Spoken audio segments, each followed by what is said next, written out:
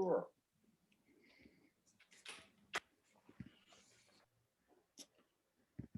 Perfect. So welcome everyone to today's webinar, A Place at the Table, How People with Disabilities Are Shaping Community. While caregiving in society is something that community does best, it is an area in which the experts are those who empathize, listen, and enable. As we enter a year of COVID-19, the concept of care has been reevaluated and re-envisioned. So today we're discussing how people with disabilities are shaping their communities and building a world in which there's purpose and fulfillment. My name is Dan Ritchie. I'm a manager of cities with the Cities Deepening Community Initiative, and it's my pleasure to be hosting today's webinar. So as a note today, we are supported by AB Captioning and CART.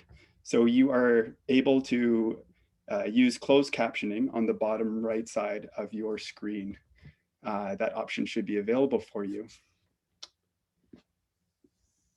And so as part of exploring the ideas around building a more inclusive and fulfilling future, we need to acknowledge our past in order to rewrite the harmful designs in our society that isolates us from ourselves, each other, and the world around us. I'd like to begin this webinar by acknowledging that we are meeting on Indigenous lands. We are grateful for the opportunity to meet, and we thank all the generations of Indigenous peoples who have and continue to contribute and care for this land. So for those of us who identify as settlers, our recognition of the contributions and historic importance of Indigenous people must be clearly and overtly connected to our collective commitment to make the promise and the challenges of truth and reconciliation real in our communities. And so today I'm joining you from Chibuktuk, meaning the Great Harbor, in the region known as Mi'kma'ki, home of the Mi'kmaq people. And I hope to urge you to take a moment to reflect on the land that you're visiting us from and understand its history and your own personal connection to making the future more equitable and a prosperous space. And so today, I'm thrilled to introduce today's moderator and presenter, Amy McFarland. And Amy is a disability ally and passionate about inclusion. So she is committed to removing barriers that those with disabilities face in their communities to promote active and inclusive participation. Amy is the founder and CEO of Recreational Respite, established in 2008, which promotes inclusion, encourages community participation, and nurtures social connectivity for children, youth, and adults with disabilities, mental illness, disease, and other vulnerabilities across Canada. And their collective work, which she'll expand on a bit more, identifies ways to promote accessibility and sustainable best practices in recreation, activity, and engagement while building capacity.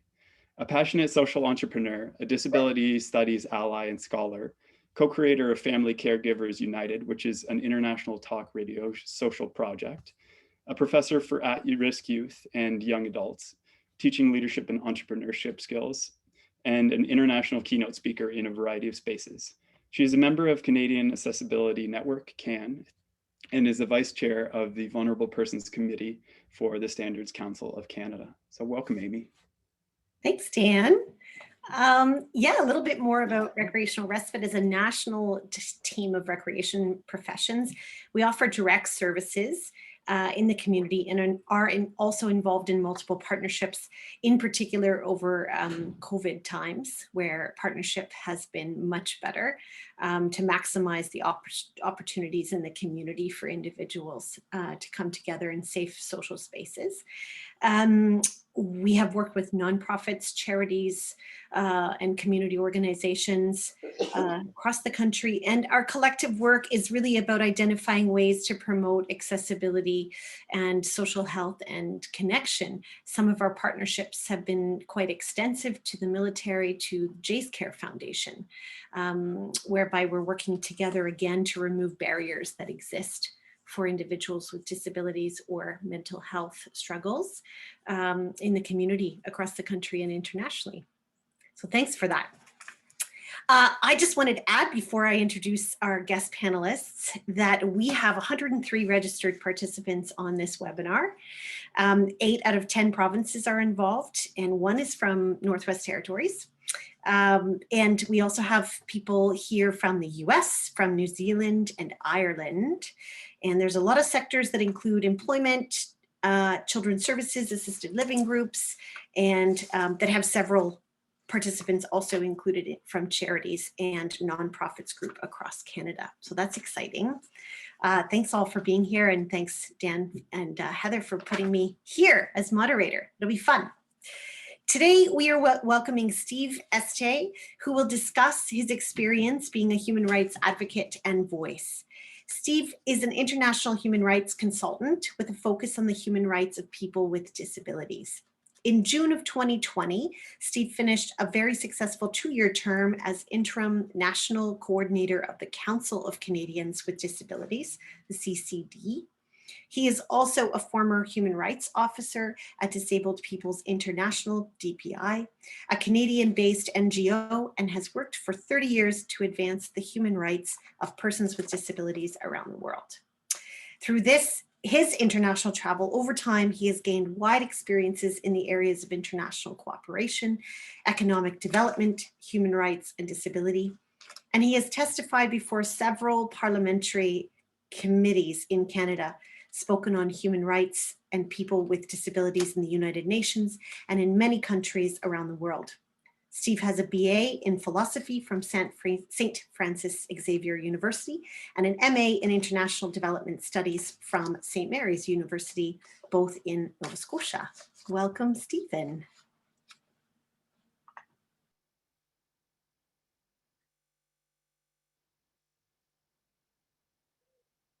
It's my turn to talk, is it? Yeah, okay. Hi, everybody. I was sitting here thinking about this, and it's such a weird thing to give a presentation on Zoom, because all I can see is a picture of myself and the other panelists and stuff, and I don't know who's out there, if anyone. So it's like, you know, when you were in high school and you did public speaking stuff, you would practice in front of the mirror beforehand. I kind of feel like I'm doing that now. So this isn't really my talk. It's a practice one. And if it goes badly, we'll come back tomorrow and do it again. All right. Seriously, I'm delighted to be here with you today. And I just wanted to share a couple of thoughts and open it up for discussion. After Sarah makes her intervention, the whole idea about people with disabilities being at the table and changing the nature of the discussion is something that really kind of underscores the work that I do and have done for quite a long time. And probably the best example of that relates to the work that I did along with a lot of other people, starting about 20 years ago, when we began to negotiate the UN Convention on the Rights of People with Disabilities.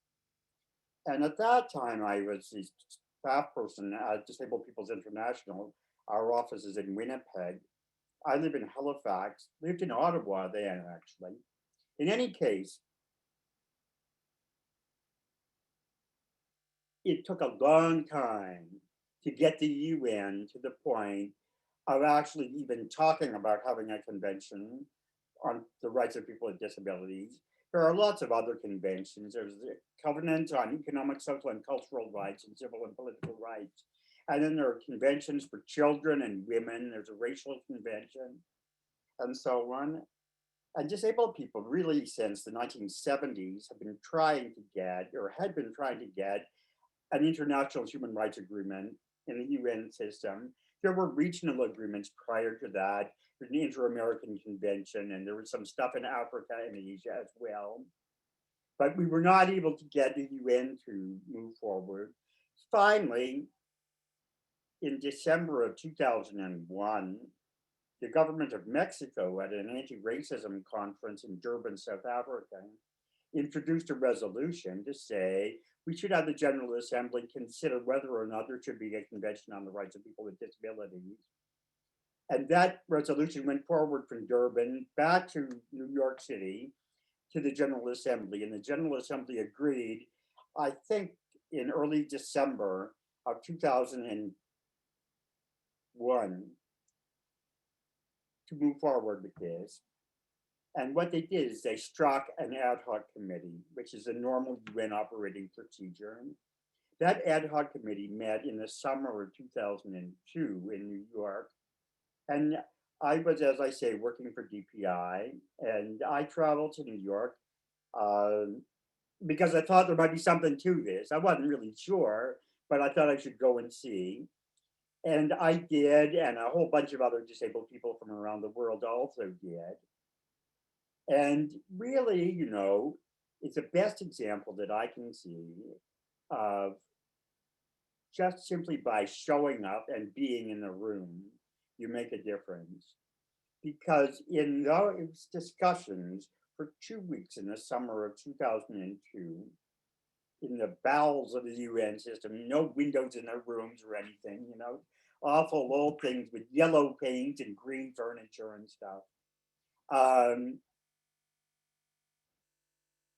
All of the diplomats were talking about treaty fatigue and all of the reasons why you shouldn't have another UN convention. Talking about the fact that, why, of course, you people with disabilities are people too, and you're covered by all of the other conventions. So why would you want to replicate that and create a whole other layer of bureaucracy and structure and drain resources and all of these things? So it's a push and pull back and forth between governments resisting change and basically resisting spending money, and people with disabilities saying, hey, it's not working for us the way it is now. So we need things to change. And we went back and forth for 2 weeks like this. And at the end of 2 weeks, there was really no resolution. The best we could come up with was we agreed to come back and talk again in a year's time. So it's a very UN kind of a solution, right? It's a compromise. That's really no compromise. That's really nothing. But in the year in between, summer of 2002 and 2003, there were 5 regional meetings in each of the 5 UN regions. There was a meeting in Ecuador, a meeting in South Africa, a meeting somewhere in Europe, a meeting in Bangkok, and a mystery meeting number 5, I can't remember where, doesn't matter. Anyway, in each of these regions, people got together and they talked about what they thought should happen, what a convention should look like. I participated in meetings in Ecuador and South Africa. And again, people with disabilities came to these meetings and basically just said, damn it, the time has come. We need to move forward with this.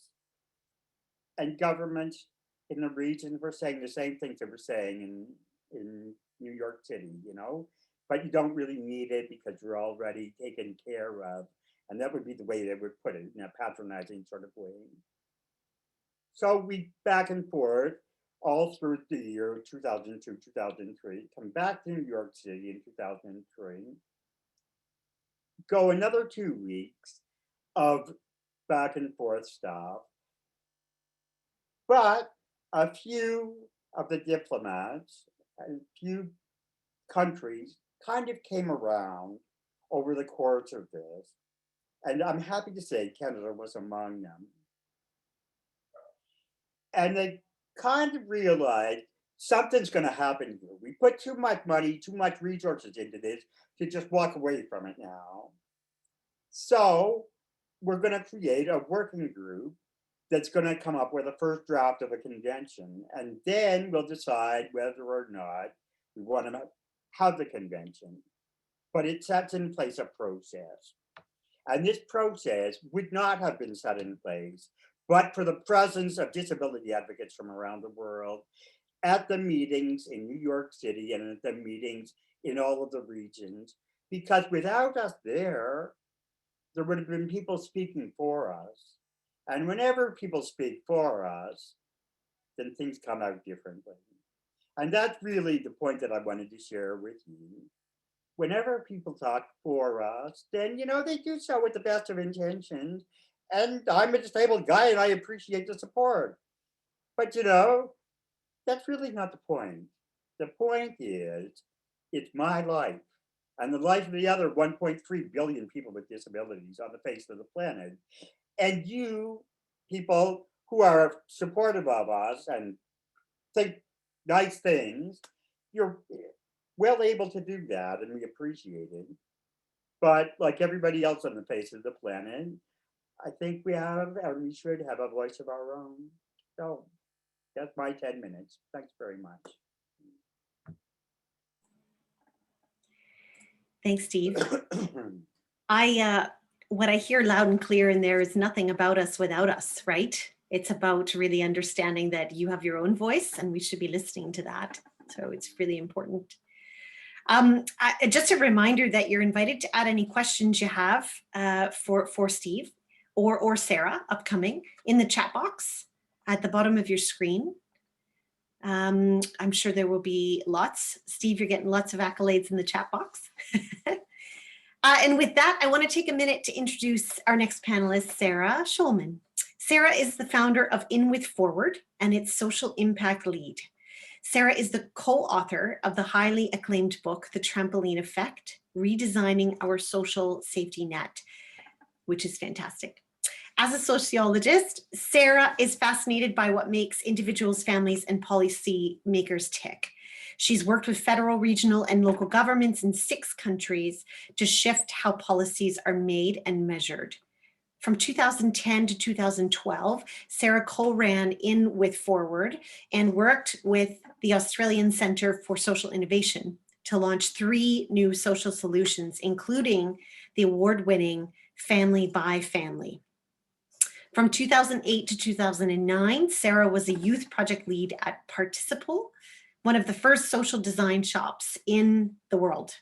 She holds a doctorate in social policy from Oxford University, where she was a Rhodes Scholar and a Master's of Education from Stanford University.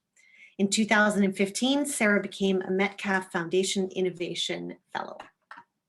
Sarah, welcome. Thank you so much. Thanks, Amy, for that introduction. And thanks, Stephen, for setting the groundwork for this conversation. Really appreciate both of that. Dan, I don't know if I have controls yet over, there we go, perfect. Thank you.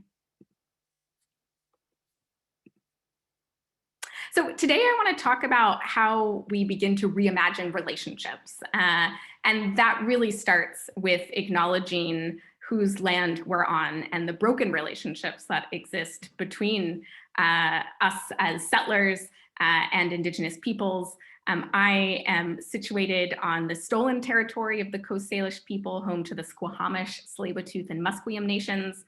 And as we begin to reckon with reconciliation, with anti-racism, we have to reckon with ideas, with the power of ideas to separate, to exclude, to degrade, to erase culture. And so we certainly recognize that white supremacist logics, ideas about supremacy have been codified for a very long time. And we need to understand how they have affected our institutions, also how they've affected our interactions. And it's in that spirit of learning, of being present, of trying to unpack and recreate the relational basis that we have, that our work really starts from. And In With Forward, as an organization, we're a social design shop. That means that we are bringing together perspectives of what makes people tick, what enables humans to change, with thinking about design, about how we create and make things together. And we put those methods to use towards a pretty big mission, which is to move from social safety nets to trampolines. We come from a set of values, which is that our systems and structures were created by folks with particular perspectives and power, and they have restricted and really excluded too many people over time. And that it's not enough to repair the holes in our safety net. We, again, need to start with ideas, and that the idea of a trampoline, this idea that what would it look like if our social supports were fundamentally about care and love, about equality, about building the conditions for all of us to flourish. We think that's a fundamentally different starting point, a different set of values, a different set of principles, a different set of animating ideas. And in order to transition from old world systems, from racist colonial systems, from systems of exclusion to those that are really premised on equality, on listening, on respect and being with folks, we got to start with people. We got to start with that listening. And so our practice is really about honoring story. It's not about inviting people to our table. The whole construct of the table is something that we would contest. It is about going to other folks' tables. It's about rebuilding our communal tables. And over the last 6 or so years across Canada, we have been incredibly privileged to get to know people, hopefully on their terms, really seeing what day-to-day life is like from their perspective, shadowing them, spending time in their contexts. And that's how we've gotten to know folks like William, who we met in this parking lot in Edmonton, James, who we met on the sidewalk of the downtown east side, Alexa here, who we met in a youth center, Haji, who had just immigrated with his family from Syria, and really the first group of folks we met when our team came to Canada, the Underhill family out in Burnaby, BC. Now, all of these folks come with labels. They come in categories that systems defined, and disability would be one of those labels or categories. And yet we start from the premise that those labels and categories tell us very little. We start by, again, trying to hear voices of folks on the ground. And it really begins with this premise that we cannot reimagine our systems and structures. We can't start to build new ways of doing things until we start getting to know folks from a different basis. And Leanne Betta-Somosake Simpson, who is a beautiful writer, Indigenous scholar, writes that coming to know requires complex, committed, and consensual engagement. And so this is not a survey, this is not a focus group, this is not interviews, this is not research, really. This is about the ways in which we come to understand and see each other. And so, I think often the language or the discourse in our spaces is about coming up with new stuff, whether it's a new policy, whether it's a new app, a new service, a new coordinated hub. We're really fixated on the idea of coming up with solutions to things to repair that broken social safety net. And we think that the focus on innovation is misguided, that when we just focus on creating these new things, we don't focus on interrogating the values, the principles, the ideas that get replicated over and over again with every new service and program that typically comes out of even up the innovation space. And again, we start from that premise that if we're going to really do meaningful co-creation work together, that has to come from relationship and not from service. And so it's not about, making better or more effective or efficient services or programs or policies. Really what it's about is like, what does it look like to reconstruct the ways in which we engage from a place of meaning and purpose and belonging and love. And so as we shift to that as the basis, we also have to recognize and acknowledge that that's not our origin story, that the history of social supports, the history of working with folks with disabilities really lies in an old and tired story, and it's a story of hierarchy. Modern social services, whether it's for folks with disability or addiction or domestic violence or any number of social issues, really is about where charity, this idea that somebody has more and can offer something to somebody else, and this idea of professionalization meet. And really the history of the welfare state in Canada is the history of the kind of collision of this kind of charity mindset with this professionalization and management context. And that has encoded some values deep in it, this idea that there is a vertical power difference between the person that is being helped and the helper. This paternalism that's baked into it of knowing what we think is best for folks. And power being a fundamental feature of most of our structures of social support. And so, if we're going to start to not just come to the table together, but deconstruct the table and build a new one, we'd like to do that from the premise of horizontal relationships. And this is some of the language of Adler, who's one of Freud's contemporaries, often forgotten, but a psychologist that I think really helped to think about what is different about a horizontal from a vertical relationship. And there's a few things that are different, and I think you show up in a different way from a place of vulnerability, recognizing that vulnerability is not something that is a pejorative. It's not some people are vulnerable and some people aren't. We're all vulnerable. That is the human condition, to be vulnerable. from a place of mutuality, and from a place of how do we go to the same place? How do we share our ends? And so with that spirit in mind of like, how do we figure out how to bring horizontal relationships to life? It's been constant trial and error, and we don't get it right most of the time. And that's our practice, is all about trying to lean into these values, trying to learn what does it mean to begin to create new kinds of things that have this at its core. And it's the Underhill family that really taught us a lot. We call them positive deviants. They were a family that we met within our first few weeks of coming to Canada, and they had 2 boys with autism, and they had rejected state services and state disability benefits. They had rejected day programs for folks, for their kids, because they really believed that they could create something that worked for themselves.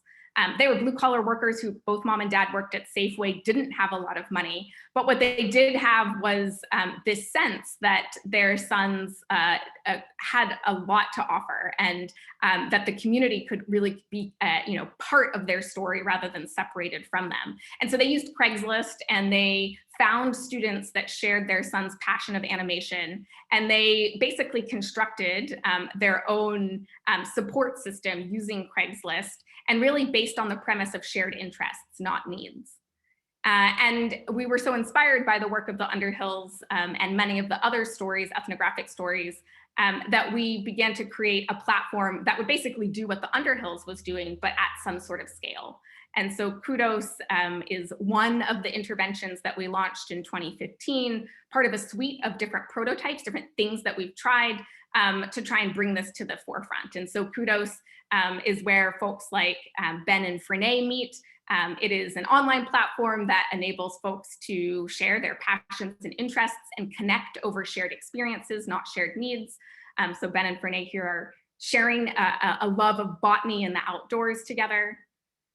And yet, since 2015, since beginning that work, we've also seen all sorts of challenges to the model. We've seen where some of the dominant ideas about vertical relationships can start to creep in. And so we've started to see how even some of our best efforts to do really good co-design work with people like Ben and Frenae have sometimes been instrumentalized. We've inadvertently perhaps used them to move forward our own agenda rather than really creating a shared agenda.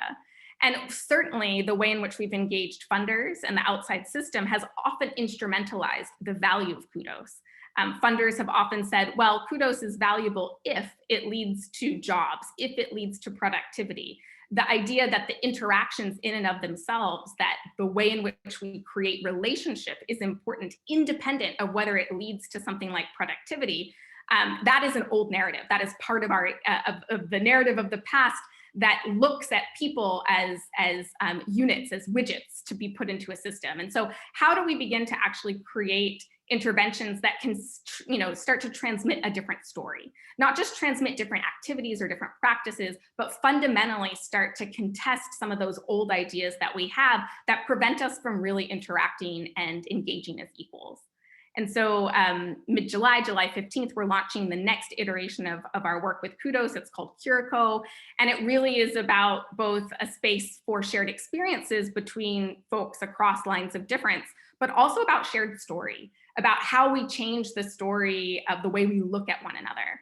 And we're trying all sorts of small things out right now to begin to bring story to the surface. This is a prototype called the Neighborhood Organizer prototype, where we're beginning to work with neighbors to create materials that challenge our identity, that challenge our sense of the other, that begin to peel back quite literally the labels that we use that inadvertently keep us in these power vertical relationships rather than really seeing each other as equals. And so we're testing all different ways that we can begin to bring these conversations to the surface and broker different kinds of stories and narratives. So we look forward to sharing that emerging learning with you as we go. And we share some of the stories of our trial and error in the Trampoline Effect. And so if you're interested, we're by no means feeling like we've figured any of this out, but we do want to be sharing some of the things that we've learned along the way. And the core to that, to our book, has been recognizing that it's not about swinging from one old thing to one new thing. It's about how we stretch. It's about how we hold the capacity for a multiplicity of values at the same time. And so the book talks about why we don't think innovation is the answer. We think stretching has something to do with it. So I'll leave it at there, and thank you so much for listening. Thanks, Sarah. Lots of great stuff going on. I love your statement about challenging our sense of other. In particular, during COVID times, it's been an interesting switch to talk to people who are, able to do what as they like and have the autonomy to do so. And in the pandemic, where we've all been affected by lockdown and restriction, we have a sense of similar challenge that we really need to, we need to fix. We need to fix the accessibility for everybody, as opposed to just during pandemic times. So there's some really interesting notes that you make there. Thanks, Steve, as well. And I'd like to just now shift to the question and answer portion of our discussion. We're going to share some of the insights and questions from you, the participants. So please post them now into the chat box so you can ask any of our panelists, including myself, any questions that you might have.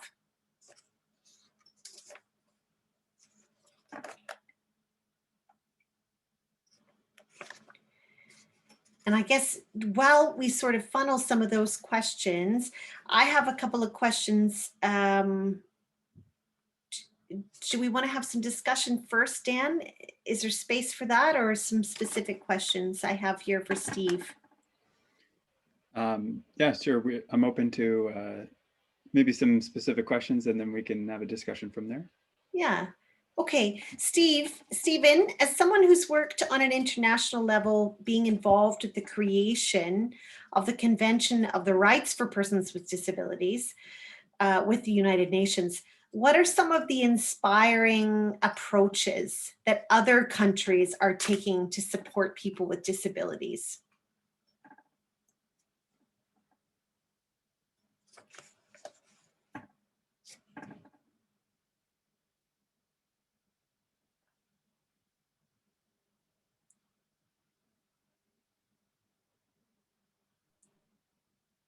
Oh, your mic's there. I'm going to unmute myself, and I think it's done now, right? Yeah. I'm deaf, so I can't say for sure, but I think you can hear me. Can you? Yeah. Okay. That's an interesting question. I mean, I've traveled to a lot of different countries. I was the human rights officer at Disabled People's International for about 10 years. And over the course of that time, I probably traveled in 40 or 50 countries. I really don't know. And it's massively different wherever you go. I mean, you look at the situation of people with disabilities in Canada in comparison to people with disabilities in, say, Sweden or Norway. And I think that, in Nordic countries, they tend to be more progressive, and the people with disabilities are better integrated into society than they are here, or we are here in Canada, in an awful lot of ways.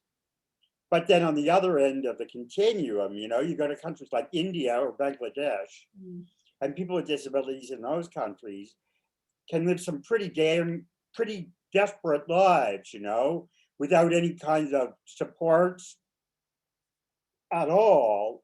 And I was listening to Sarah talk about safety nets and trampolines and things like that, and it's interesting. And I think it's a very intriguing concept, but it conjured up in my head images of places where I've gone, and there being no safety nets at all, and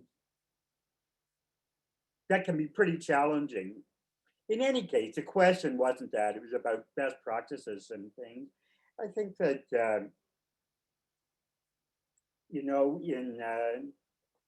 as I say, in European countries, the situation of people with disabilities is probably a little bit more advanced than it is here. I'm not trying to think of specific examples off the top of my head, and I'm not coming up with any. So I'm going to stop just muttering and go to the next question. If I come up with a specific example, I'll let you know. Okay. Sounds You good. could Google it. Thanks, Steve. I actually just want to add to this too, because I've had some extensive international practices myself and partnerships, and one was in the Middle East, in particular in Kuwait City. I was there for 21 days to help them develop a program for young adults with disabilities. And many of these young adults were babies of the Gulf War. And there were very complex issues happening in the center. And so my work there was to help identify what some of the needs were, because to challenge the cultural norm there around having a program like this was already a struggle for the parents and the individuals themselves.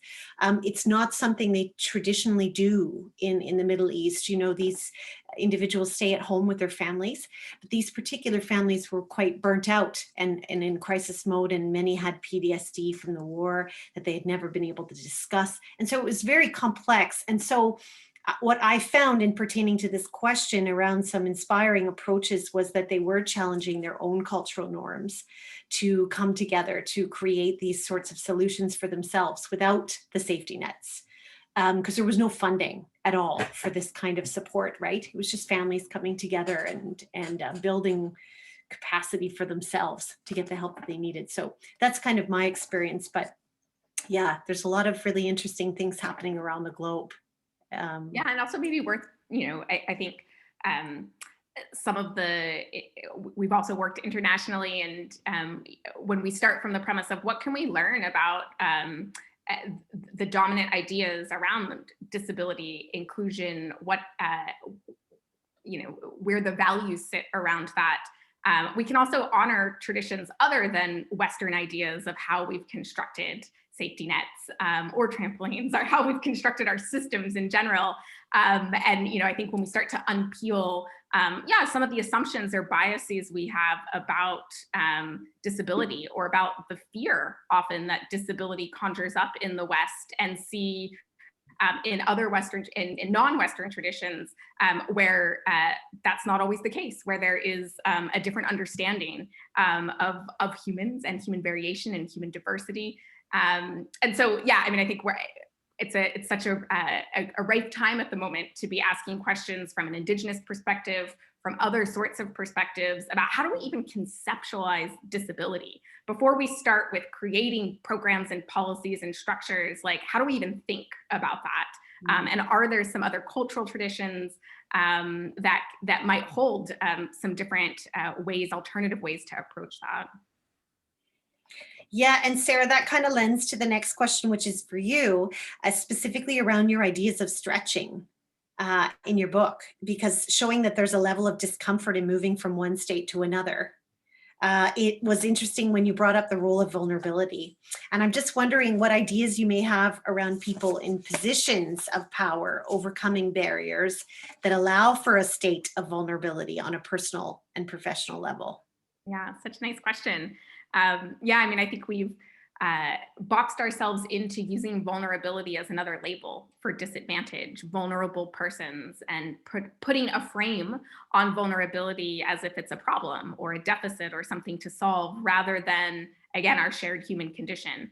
And when we go back to looking at some of the thinking or literature about justice, about equality, a lot of that is premised on the idea that that some people are better than others, that they are more rational than others. And so lots of our kind of existing ways of thinking are kind of set on a notion that of difference of power. And if we can go back to a different way of thinking, this idea that vulnerability is the thing that we all share, I think that that's part of what will begin to break down some barriers, is a recognition that, yes, structures and systems make some groups of people especially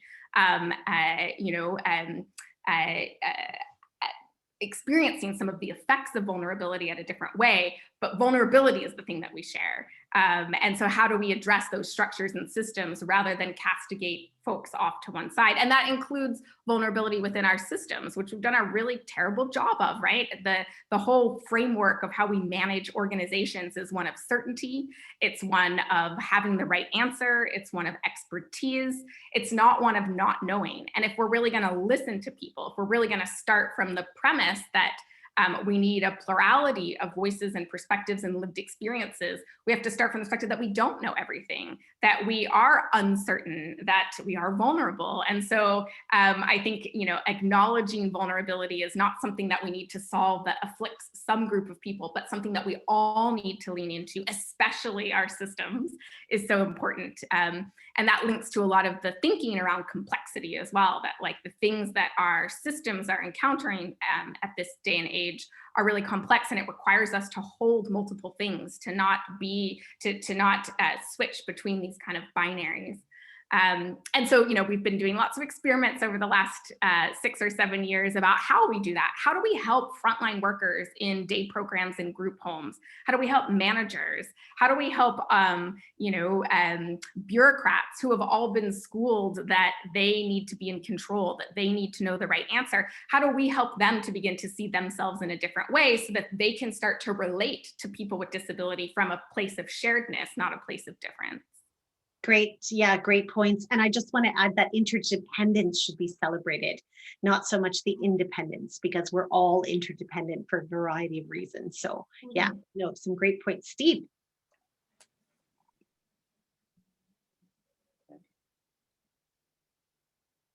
Yeah, thanks. I just wanted to say, you know, following up on what Sarah was saying, people, you know, often see and think of how people with disabilities and see it as a disadvantage. And that's not entirely always the case. And I speak from personal experience here because I'm a late deafened person. I've been deaf for about 15 years. But I've been an active working person for about 30 years. And for the first 15 years of my working life, I did and continue to afterwards do a lot of traveling. I'd be on an airplane at least once a week, if not twice. And it was always very frustrating for me because it was a big waste of my time. I couldn't do anything. There were too many distractions. There was too much noise. There was too much going on all around me in airports, on airplanes, and all that stuff. But once I lost my hearing, once I kind of got the hang of that, it took a while, but once I did, then I found that traveling was actually some of my most productive time. The time that I sit on an airplane with my laptop, I'm actually able to focus because I can't get email. I've got nobody talking at me, none of that stuff. So I do some of my best writing, if I do good writing at all, some of my best writing on airplanes and in places like that where I was never able to work at all. So what in a lot of ways was a disadvantage, losing my hearing, was in a lot of other ways an advantage. And I think that it's just an example, that a little example, but I just think try to reframe this idea that if you're and I'll have a disability, then really that's an awful shame, because that's really not necessarily the case at all. That's great. Thanks, Steve. That's very important. Yeah, very important. And I appreciate you saying so. And I think a lot of the people that I know, they claim it as part of their identity, 100%. Like, don't tell me that you want to fix or cure my autism. I embrace it. And that is what makes me me. So I can definitely appreciate that. Dan, did we want to take care of some of the, take over some of the questions in the Q&A here too? I have one more question for Steve, but I just saw these in here. Maybe we'll go there first. Yeah, for sure. So this is going to be a bit more of a general question. So it's the ideas around the thoughts around the future of disability housing and the roles of community in that design. So I think there's sort of a question around, community housing and involving people with disabilities within community. So maybe Sarah, if you wanted to have an answer for that. Sure. I know there's a number of different experiments happening in this space. There's the work of Shift Lab in Edmonton, which is taking this question on head on. Also work with some of our partner agencies in the greater Vancouver area, organizations like the Burnaby Association for Community Inclusion, which have long been thinking about some of this and different models of this. And I think this idea of how do we include folks in the design of that? That's where we're, our work in this space when we first met the Underhill family really started by moving into a social housing complex. Literally, our team moved in for 3 months and lived alongside folks with disabilities who were supported in various ways in community, and really deeply understanding what that day-to-day experience was like. Again, not just through focus groups or surveys or inviting people to our table, but by being with them and watching, observing, getting to understand some of the challenges and the possibilities. And so, really, I think a core part of developing new ways of housing is to also understand what it's like now. And we're all limited by the things we've seen. And this is one of I think the hardest things about typical community consultation processes when we invite folks in, is that they've only seen what they've seen. We're all limited by our own exposure to various models and practices. And so we often get a regurgitation of the status quo when we use those sorts of methods. And so, being able to really take the opportunity to look at things that look quite different, that might be quite outside of this space. What does, kibbutzim in Israel look like that are doing shared housing in a different way? What does it look like to have co-op models and different, to really begin to stretch the imagination of all of us? And that's where we use design methods, because design can help us, and particularly in things like housing, can help us to literally create small scale models, to build things, to make things visual, to recognize that it's not just about the built environment, it's really about the interactions. And I think the thing I see most often when we come in to work on projects that are about housing is that the focus is still all on built infrastructure, not on social infrastructure. And it's not on how do we create that relational basis, not so that we're, folks with disability are living in their own enclave, but how are we actually creating community in a way that's meaningful, in a way that's reciprocal, in a way that's not repeating some of the kind of charitable mindsets that often come into play here. So I think we being able to use some of these different methods, I think, can be quite helpful and important in getting unstuck and not just repeating versions of the status quo over and over again. Absolutely. And your book was talking about the ideas of having that risk aversion and having a tendency towards safety in some form. So how do we shift our mindsets in order to enable people to live fulfilling lives? And we have a couple more questions here, if that's all right to get to. So we have a question from Linda around, as an advocate, from what starting points would you recommend in order to engage stakeholders to invite PWD to the table outside of the usual topics of accessibility? And so, Steven, did you have an idea?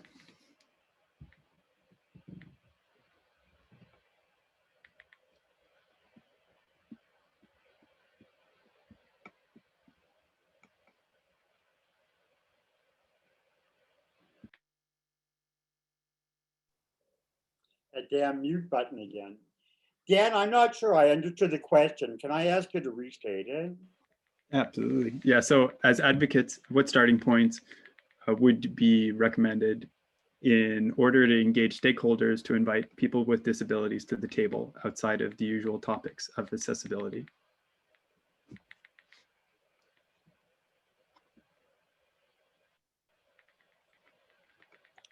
An interesting question. I mean,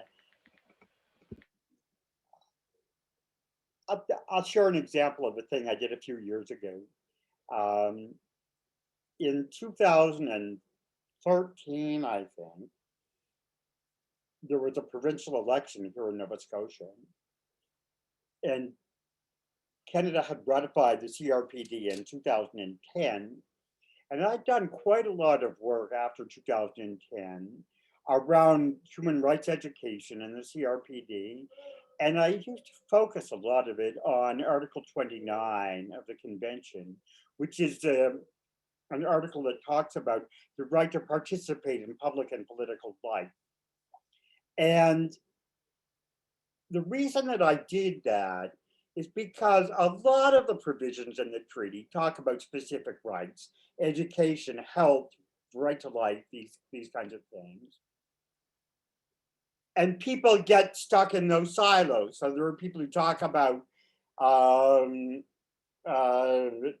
do you call it, accessible education, or that kind of thing, or people talk about accessible sports, or they talk about those kinds of things, and they focus in on their little space. But when you're doing generalized human rights training, it's hard to find something that everybody can feel a piece of. But Article 29 talks about participating in life, public life, political life. And everybody that I've met, or almost everybody that I've met, has an interest in that. You know, what's access for? Access is for participating. That's what you want to do, right?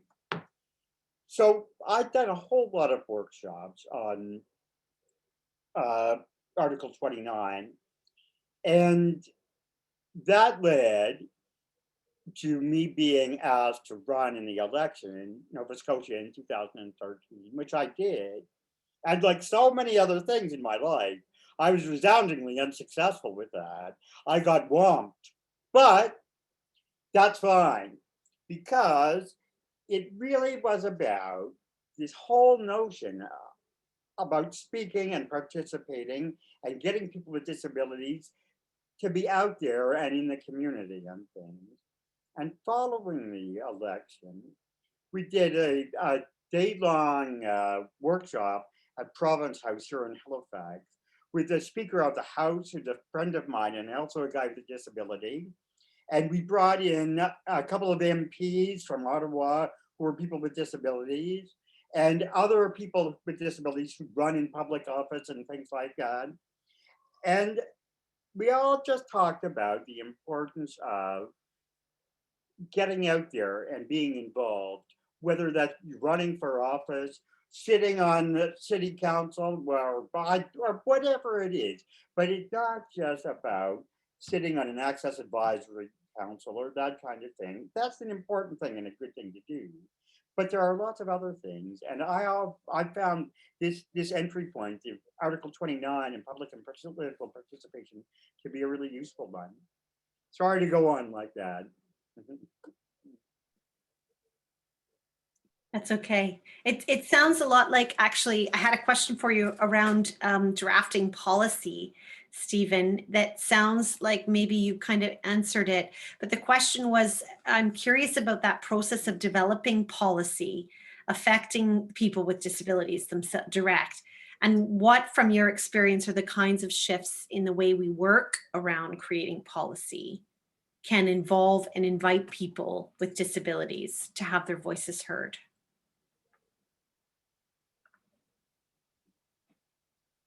Well, I mean, the CRPD itself is a policy document, right? So I'll talk about instead the more recent thing that's happened here in Canada around the accessibility legislation, because I was really involved with that. You mentioned that I had been, up until a year or so ago, the national coordinator of the Council of Canadians with Disabilities. And I did that for a couple of years, following some very specific work for CCD related to Bill C-81, the Accessible Canada Act, or what became the Accessible Canada Act.